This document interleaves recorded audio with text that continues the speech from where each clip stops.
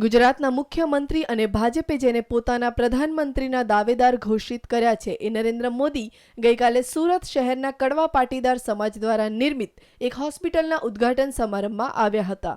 ત્યારે ભવ્ય રીતે તેમનું સ્વાગત કરવામાં આવ્યું હતું। ભગવા રંગના વસ્ત્રોમાં રંગાયેલી મહિલાઓ અને પુરુષોના પહેરવેશથી સુરત એરપોર્ટ જાણે ભગવા રંગે રંગાઈ ગયું હોય એમ લાગતું હતું। આ પ્રસંગે મોદીએ સૌપ્રથમ વખત ગુજરાતના વિકાસનો જશ પોતાના બદલે ગુજરાતની પ્રજાને આપતા કહ્યું હતું કે ગુજરાતની સફળતા અને સિદ્ધિ માટે ગુજરાતની પ્રજાની મહેનત અને પરિશ્રમ જ મહત્વના ગણાવ્યા હતા। કામને કારણે હિન્દુસ્તાનને ખૂણે ખૂણે કેવી કીર્તિ પહોંચેલી છે। દેશમાં જ્યારે આવો જુવાળ જોઉં છું ત્યારે મિત્રો કે મારી છાતી ગજ ગજ ફૂલે છે અને પ્રત્યેક પળ મિત્રો ગુજરાતને ખૂણે ખૂણે બેઠેલા ગુજરાતનું ભલું કરવા મથામણ કરતા આપ સૌની તપસ્યા આપ સૌનો પુરુષાર્થ મને નિરંતર યાદ આવે છે।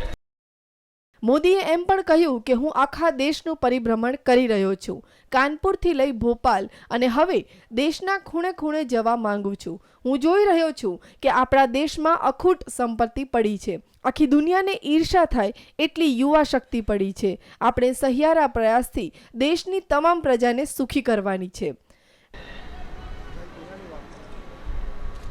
અખૂટ કુદરતી સંપત્તિના ભંડાર પડ્યા છે, દુનિયા આખીને ઈર્ષા થાય એવી યુવા શક્તિથી ભરેલો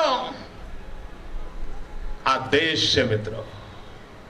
શું ન કરી શકીએ અને શા માટે ન કરી શકીએ?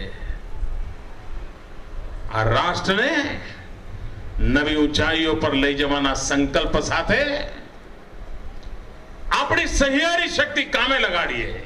ગુજરાતના મુખ્યમંત્રી નરેન્દ્ર મોદી જ્યારે ભાષણ આપતા હતા ત્યારે સુરતી લાલાઓ દેશના ભાવિ વડાપ્રધાન કેસા હો, નરેન્દ્ર મોદી જૈસા હો તેવા નારા લગાવ્યા હતા। સુરતી લાલાનો ઉત્સાહ જોઈ મોદી પણ જોશમાં આવી ગયા હતા।